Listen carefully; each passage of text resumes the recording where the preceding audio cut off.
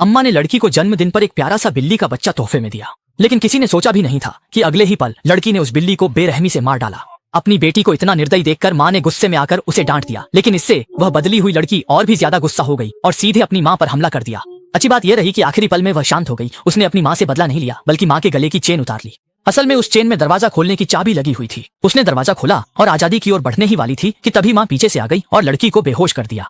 असल में यह लड़की उसके पिता द्वारा जानवरों और इंसानों के जीन मिलाकर किए गए वैज्ञानिक प्रयोग का नतीजा थी, इसलिए बचपन से उसका शरीर अजीब था। उसकी लंबी पूंछ और जानवरों जैसे पैर थे। उन्होंने हमेशा उसे अपने बच्चे की तरह पाला, लेकिन जैसे जैसे वह बड़ी हुई उसमें भी बाहर की दुनिया को लेकर जिज्ञासा बढ़ने लगी और वह उसे देखने के लिए उत्सुक रहने लगी। लेकिन उसकी शक्ल सूरत देखकर माँ चिंतित रहती थी, इसलिए वह बार बार उसकी विनती ठुकरा देती थी। गुस्से में लड़की ने घर का फर्नीचर और छत की खिड़की तोड़ दी और वहाँ से भागने की कोशिश की। पति पत्नी दोनों जितना हो सका उसके पीछे भागे। पहली बार बाहर की दुनिया देखने वाली लड़की को सब कुछ नया लग रहा था। उसी समय उसके पैर के नीचे जमीन खाली हो गई और वह गिरकर तस्वीर में बदलने ही वाली थी कि अचानक एक चमत्कारी घटना घटी। उसकी बाहों और पीठ पर पंख उग आए, जिन्होंने उसे संभाल लिया। अब लड़की को कोई चिंता नहीं थी। वह उड़ने के लिए तैयार थी ताकि वह दुनिया और सपनों की ओर जा सके, लेकिन चिंतित पिता बार बार उसे रोकने की कोशिश करता रहा, यहाँ तक कि भावनाओं का सहारा लेकर भी। पिता की ये बातें सुनकर लड़की ने धीरे धीरे अपने पंख समेट ली और वापस पिता की गोद में लौट आई।